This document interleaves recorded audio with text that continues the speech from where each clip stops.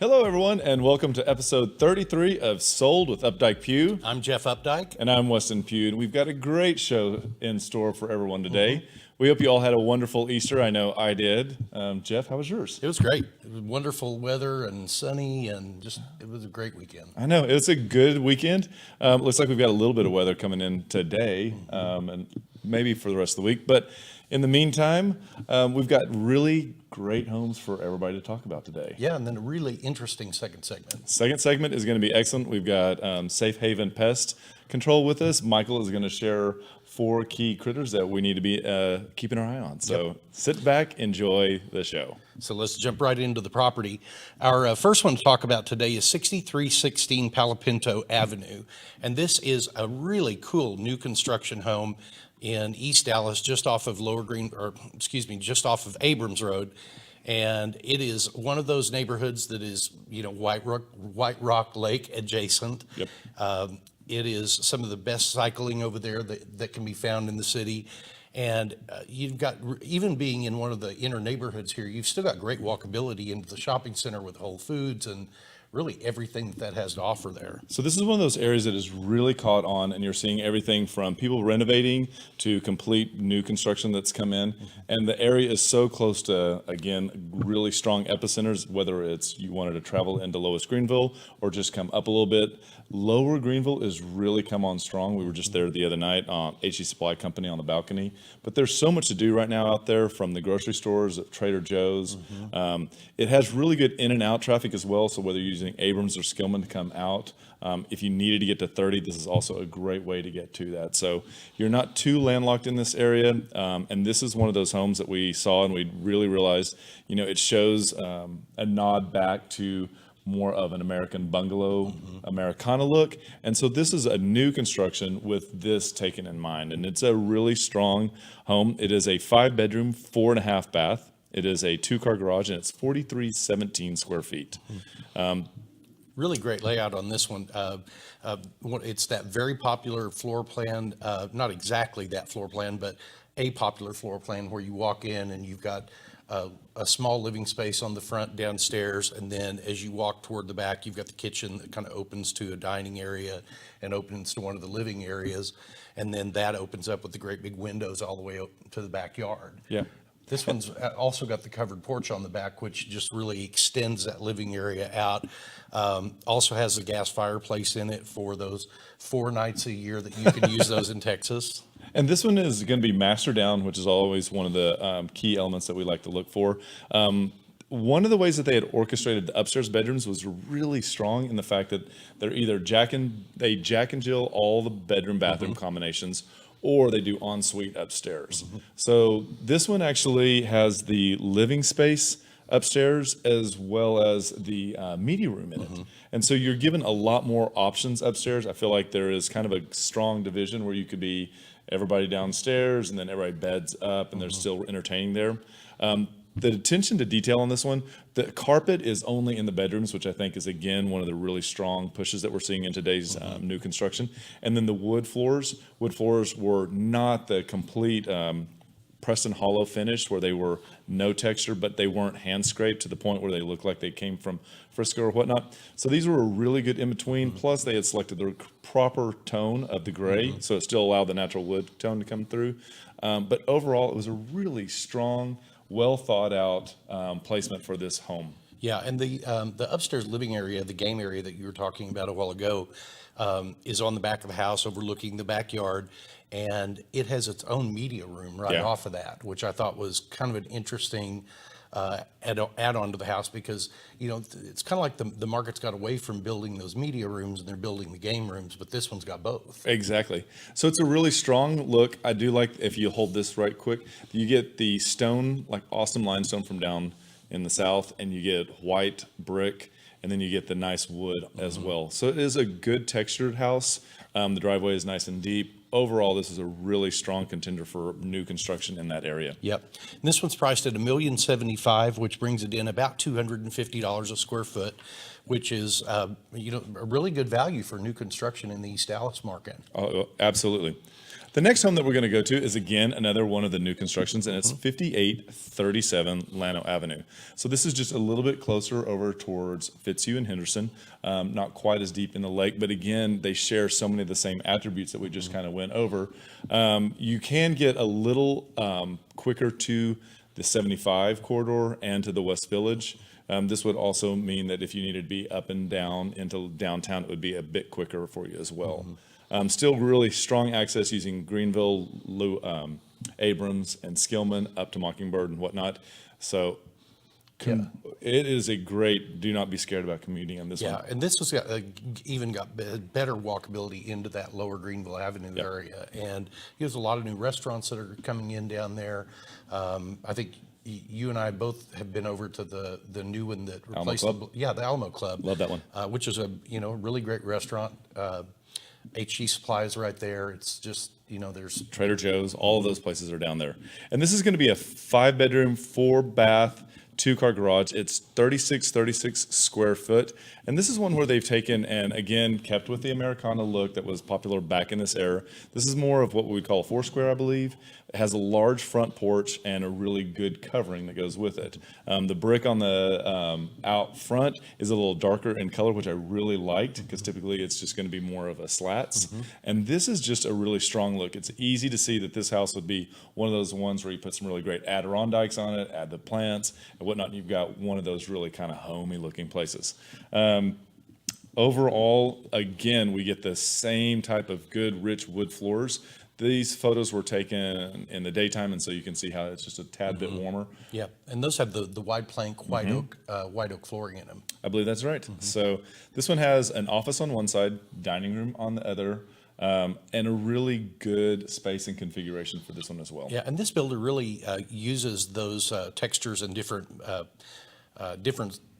products to give warmth to the room, like in one of the previous photos where you could see where they'd taken that plank flooring. I think it's a very similar flooring, maybe not exactly the same, but they go up the wall with it, and it just kind of it makes that room feel so much warmer. Here's another example of it that they've done this round with the fireplace. Yep, and one of the things that this builder has done in the kitchen is they've created the banquette, so that all you have to do is add the cushions, and you can tuck in your seating table even a little bit closer, and it's a really great attribute that we don't see very often. Again, high-end appliances throughout this home, and the finishes are really well done.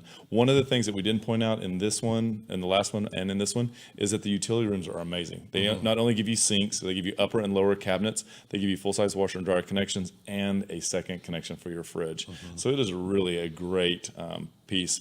This right here is the master bedroom. Master on this one's going to be upstairs. And again, they've taken into consideration the texture that they're using on the walls. And so porcelanosa looking tile has been used on the backsplash as in the entire surround of the shower. Yeah, big walk-in shower, sculptured tub that just fits in there beautifully. Really, they've done a great job in finishing these out. And so this one is priced at $915,000.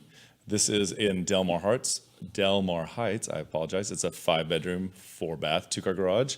And that brings us in at $251.65 per square foot. Yep. And we'd like to say thank you very much to Linda Villarreal for allowing us to highlight both of your homes. Thank you so much, Linda. Our next one that we wanted to talk about today is one that is down in the Oak Cliff market. And this is in Oak Cliff Annex, which is just to the south of part of Kessler Park and Stevens Park. It's at 906 North Clinton Avenue, and this is a really cute little bungalow, very conveniently located.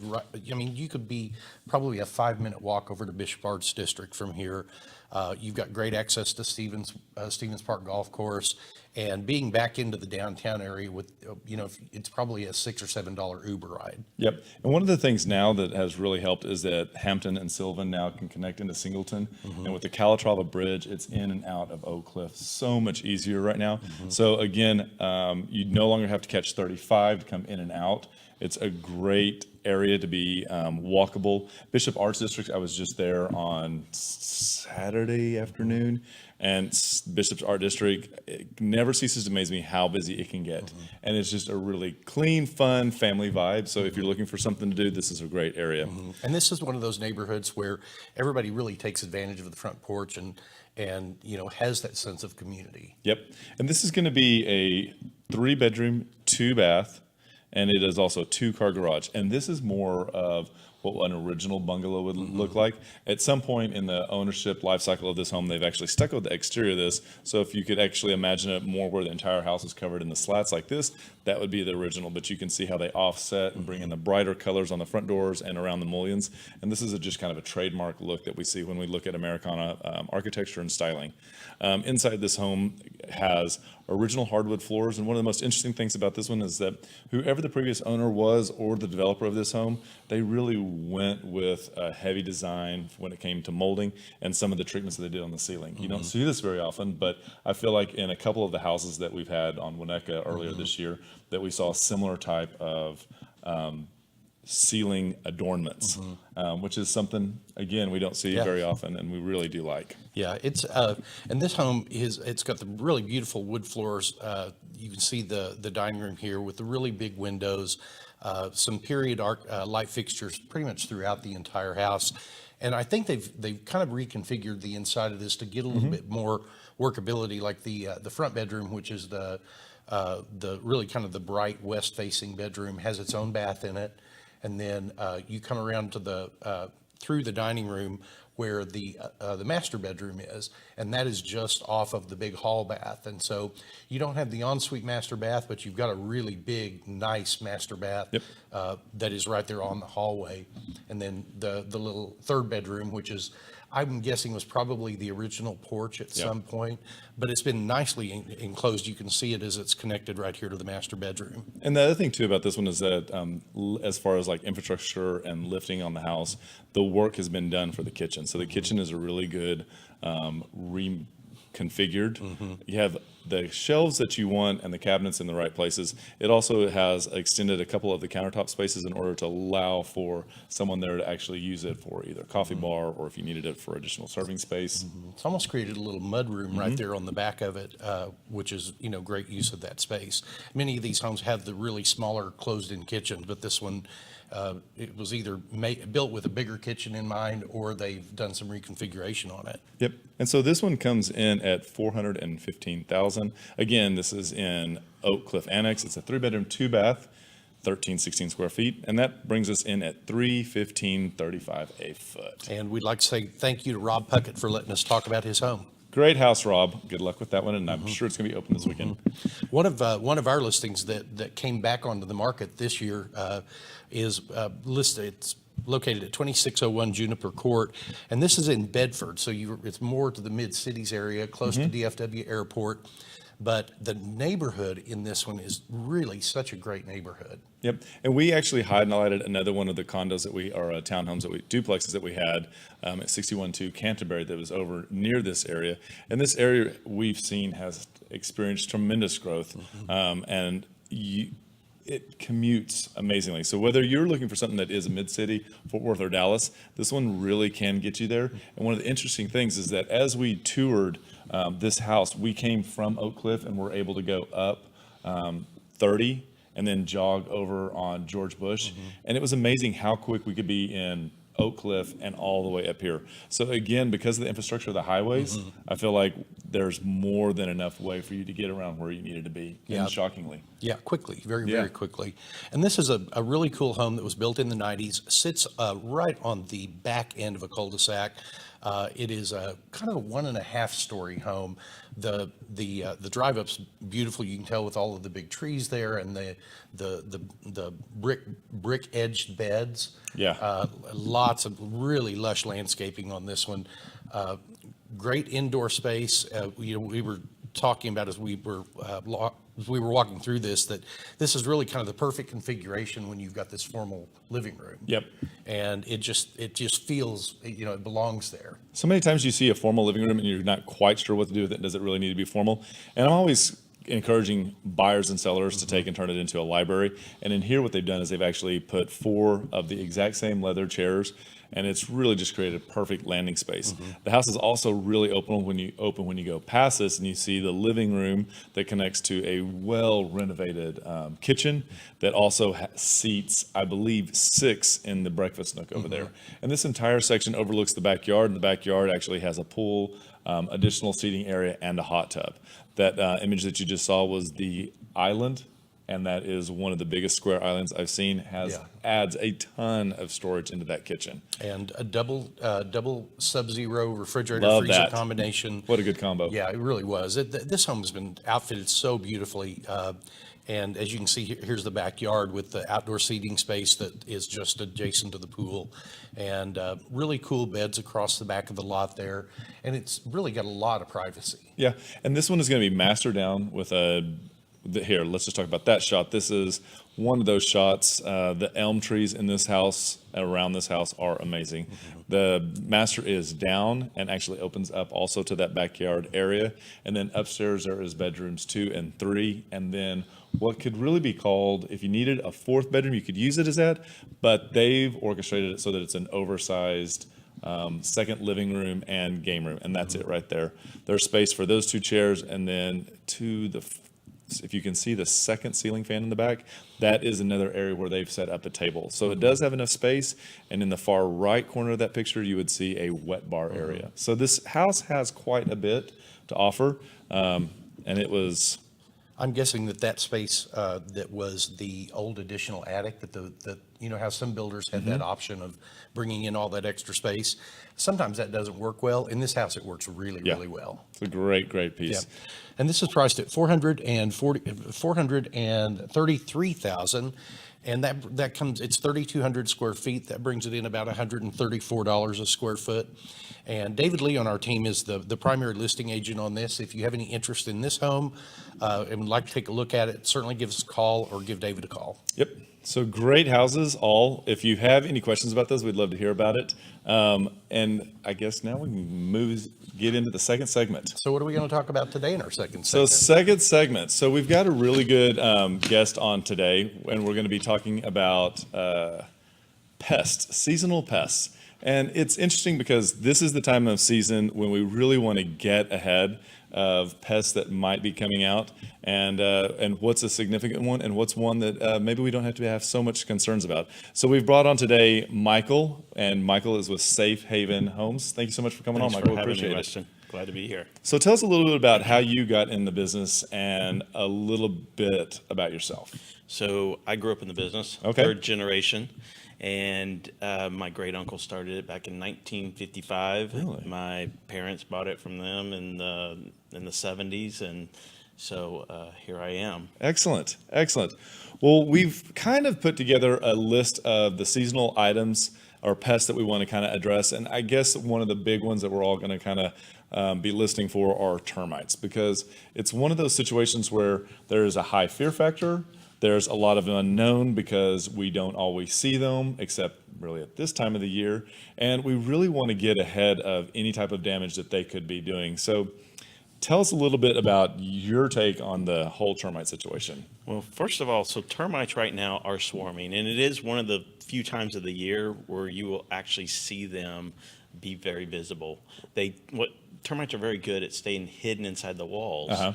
But this time of year, what happens is when the colony gets large enough, they will actually swarm out with the males and females to go make new colonies. And so it's a good opportunity for them to actually let us know that, hey, we're here and we're eating your home. Yes. And if that didn't happen, a lot of times homeowners would go sometimes years without ever realizing they have an active infestation. And I think that when you and I were talking before the show, you were talking about how at certain bait stations that you can tell if you've actually killed the colony because of what's left at the bait station, which I thought was interesting. Yeah, that's an interesting thing that happens is when the colony is actually sitting there consuming the bait. We use a Centricon termite baiting system. The workers consume the bait and then they take it back to the colony. And what happens is once they all die, well, the only members that are really left are the soldiers. They're last to die, and they will all go to that bait and end up stuck on that bait. So it's a good indicator for us to let us know that we've actually taken the colony out. And that's one of those things, because you think that if you see them there, you're like, oh my gosh. But you're saying that if you do see them in this situation, that it's a good indicator that you've gotten the colony. And that's right. And by getting the colony, because I always thought that, we see Roundup and we see weed killers and we spray it on there and we want it to die immediately. But when we were talking, you were telling me that that's actually counterproductive to actually getting rid of these. Yeah, when you're trying to deal with social insects like ants and termites, they're colonies. And so what you have to do is not worry about killing a few termites or ants. You got to actually take out the whole colony. And so you want a product like the Centricon that is slower acting, allows them to take it, consume the bait, take it back to the colony, and then it actually kills out the whole colony. So now they're no longer a threat to the home. That makes sense. And so if someone sees an insect colony swarming, what should they do? Best thing to do is not to do anything. Okay. A lot of people have a tendency to run and go get their Raid or some other hairspray or whatever and start killing them. They really want to call a professional, because termites are something you just can't deal with as a homeowner. With Raid. With Raid, certainly with that, right? with Raid. Because that is actually an opportunity for us to put in what we call an above ground station on that swarm castle, and they can start taking that bait immediately, and we can actually get a lot quicker control if we take advantage of that situation. But if they go and spray it and kill some of the termites that are coming out, then we've lost that opportunity. There's certainly a lot of other things that we can do, but it's best to go ahead and just pick up the phone and call. I like that. So it is not to get Raid and spray it on there, or hairspray, as you put it. Not at all. But it's actually to call them so that they can properly get the colony, not just the ones that you can see buzzing around. It may make them feel better to kill a few termites, but it's not doing anything to It solve doesn't the do problem. any good. Not at all. So one of the things too that we also notice is that when it comes to a home inspection, we have a wood destroying insect report done, and on that report we get indicators for carpenter ants at times. And a lot of times people will get what we're going to talk about, the carpenter ant and a termite, confused, because I think they're similar in the way that they swarm, and they're small and they have wings at times. So what do we need to know that is the difference besides calling you and having a professional opinion? So carpenter ants are pretty identifiable in that they are very distinguishable as an ant, and they're a large ant, and they're red and black, at least the ones that we typically see in Dallas. They do also come in black, but red and black are the most common. And they do swarm usually earlier than the termites, and so a lot of times we'll start to see them in February and March, Okay. much earlier than we start to see the termites. Interesting that they come out before that. Okay. All right. Carpenter ants, do they create similar type of damage as is a termite, or is it maybe less because they're an ant and we think ants are friendlier? They are wood destroying insect and do need to be dealt with, but they are not near as destructive as termites. Termites are a $5 billion a year damage causer, more than all natural disasters put together. Oh, wow. And it's not covered by homeowners insurance, right? Whereas carpenter ants, on a scale of 1 to 10, if you were saying termites were a 10, then you would say carpenter ants are probably more like a 5 or a 6. Okay. Certainly something that should be dealt with, but not necessarily to the extreme that termites are. So would you typically, so if I'm looking at my counter or you're outside and you're on your patio and you see the ant run by, that's not the carpenter ant that you're talking about. It's possible, but typically a carpenter ant are going to be elevated. They're going to be running along the eaves and up trees, and they like to. They're arboreal more, so they're coming Okay. from the trees and then invading the home.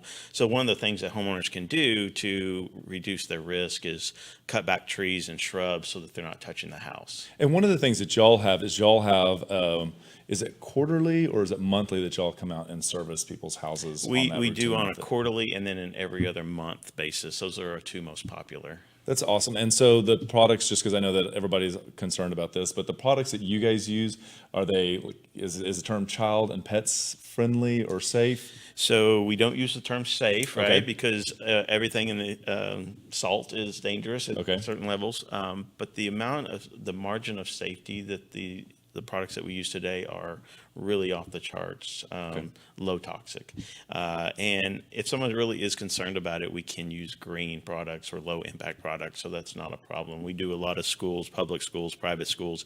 And so that's really a good niche that's what we do a lot of work in. So that's a good thing, because I know that so many times people are concerned just about like off gassing or about a pet maybe getting into it. And I think that it really helps everyone to know that the products that you're using are what you're using in large groups of kids. So like at a school and whatnot. So Correct. that's helpful. Yeah, the products don't have any product odors. They don't off gas. They're just the technology today and the chemistry is really impressive. Well, good. One of the things also that we're going to talk about as far as the critters, and these are more summertime, and they're the ones that bug me to death. These are mosquitoes.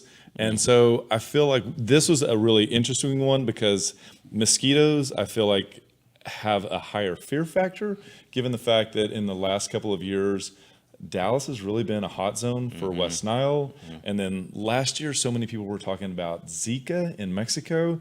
And it's just one of those things where you're like, okay, what is fear and what is fact? And help us determine, how do we handle them? And what do you guys do to get ahead of this? So mosquitoes really are a real health concern, right? They are vectors of West Nile. Dallas is like number one in the country for Bizarre. West Nile. Zika is a concern as well. So, and there's a number of other diseases. It's not just those two. So, a lot of pests that we deal with, they're nuisance, right? Now, termites obviously are destructive, but mosquitoes are not only a nuisance, but they're really a health concern. Some of the things that a homeowner wants to do to start reducing their risk is look for areas where they're breeding sites, right? The bird baths, the gutters that aren't flowing. One of the problems with Dallas and why we have such a struggle here is we have so many in-ground drains, the French drains, right? And all of those drain systems are just really good breeding sites for mosquitoes because it holds so much water and humidity level. So it's a perfect breeding site for them. And I think that was one of the things, because I had always understood that they would be like in stagnant water. So I was always look for any type of pot or, like you said, a bird bath, and make sure that it was turned up. But I had never thought about the drains that run around lateral in the house, because we see them all the time. And irrigation companies and sprinkler systems, they're always encouraging you to drain away and let us put this French drain in. So if that's the case, and if that's something that somebody has, and they contacted you and said, Michael, help us out with this. What are you going to do to help them eliminate and decrease this? So we have a couple of tools. There's a great product tool that we use called the Into Care. The Bill and Melinda Gates Foundation did some fantastic research, and they're helping third world countries with these devices to reduce the malaria threat.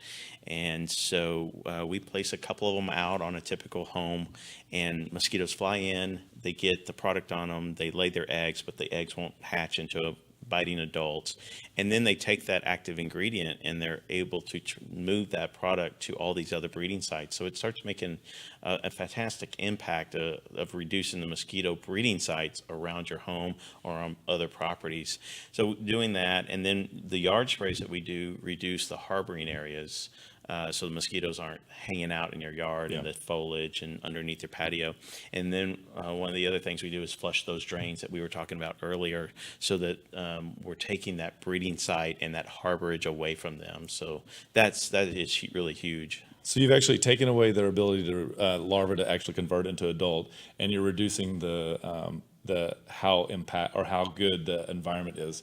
And I think when we were talking before the show, you commented about that mosquitoes are not good flyers. Right. And that Yeah. surprised me because for some reason I felt like they can always find me. So I felt like they were pretty good flyers, but you had a really quick, easy kind of way Yeah. to like control them a little bit. Yeah, so airflow is one of the best tools that we can use. A ceiling fan on your patio is great, but that pushes air from above, right? But if you can get some cross ventilation going, a nice box fan or something like that that's blowing across at leg level, then you can really push a lot of the mosquitoes out because they don't handle wind very well. You can bet I am going to have a cross breeze blowing on my patio this year because that to me was just revolutionary, aside from the other product, but it's a good one. We're going to move into our last kind of pest thing, and this is about rodents. And we have seen rodent notes written in many of our inspection reports right now. It's kind of like a little unnerving. I don't want to say it's a big thing, but I say home buyers need to be aware of that. Whether you're living in your house for 30 years or you're buying a house that someone's lived in for 30 years. Some of it is our homes are getting a lot older, and so you have the history there, and you're just getting an accumulation or a buildup of some rodent activity. But without question, the rodent infestation in Dallas has really kind of gotten off the charts. The distributors tell us that the amount of rodent bait that's being sold in the Metroplex is like not just doubled, but quadrupled over the last 4 years. So that in itself is a really good indicator that we are just dealing with a lot more rats than what we used to. Just a lot of theories. Nobody really necessarily understands why, but it is a fact of life that we need to be aware of, and we need to, as homeowners, be concerned about it because there are sanitation issues. There's a lot of diseases they carry, but they also chew on wires. They're very destructive. If it's not wires, it's going to be plumbing, especially with the new construction these days. They use PEX plumbing type, right? It's a plastic, and the rats can chew through that material fairly easily, and so you get water damage occurring. So if it's not fire damage, it's water damage, and then sanitation. There's just so many reasons why you should have your attic or crawl space inspected. Interesting. So if you were saying, even if you haven't seen rodents in your house, it is something to actually bait for or plan for to get rid of. Is that right? Prevention is really good. With what you really want to do is do a thorough inspection of the home and making sure that they're closed up, that you don't have kind of the common places where they will get in is if it's a pier and beam, it'll be the ventilation for the pier and beam. Right. Those are common places where you get breakthrough. On the roof returns, where you have a soffit and the roof comes back into line, those don't usually match up very well. Right. And so those are active places. Gable vents at the end of the roof are very common. So there's a number of these, half dozen places where rodents very commonly get into a house that we can inspect. And that's the solution, right? Is to not just kill them, but eliminate them and keep them from happening, coming into the home down the road. Prevent their highways and prevent their holes from coming in and out. right. Yeah, that makes sense. Well, we've done for the critters, and I'm sure there's several others. We wanted to just give Michael this opportunity to come on the show. He came into our office and did such a great job. He's actually signed up with Zarly as well. So if this is something that you're interested in, I think that almost any homeowner would be interested in taking care of their house in this format. Please give Michael a call. His information will be in the comments below. So if you want to actually go ahead and reach out to him, that would be great. But we want to say thanks so much for having us on the show. Thanks to you and Jeff for having me. I've really enjoyed this. This is great. Well, we'll have you back on in the fall when it comes time to winterizing your house and getting ready to make Fantastic. sure that you don't have anybody else in there. Great. So, well, that is a wrap for today's segment. I feel like we have covered the houses from East Dallas all the way up to Bedford today. Yeah. It was a road trip. It was a road trip, and then we got some really good information about how to handle the pests in your house. So thank y'all so much for joining us. Yep. Thank you for tuning in today. We'll have a variety of ways. We'd love for you to reach out to us, certainly through our Facebook page where this is streaming right now. You can also go to our Instagram account where we've got pictures of our houses, and we kind of keep you up to date with other things that you might want to be aware of that pertain to real estate. You can also visit our website at updikepugh.com where there's a lot of detailed information about buying and selling a home, getting a home estimate, creating a market report. And then if you have a home that you want to get a value on, go to homeprice.fyi, put your address in, just a couple other pieces of info, and you'll instantly get a value on your home. Certainly give us a call, email us. We'd love to talk to you. Thanks so much, you guys. And remember, we want to be realtors for life.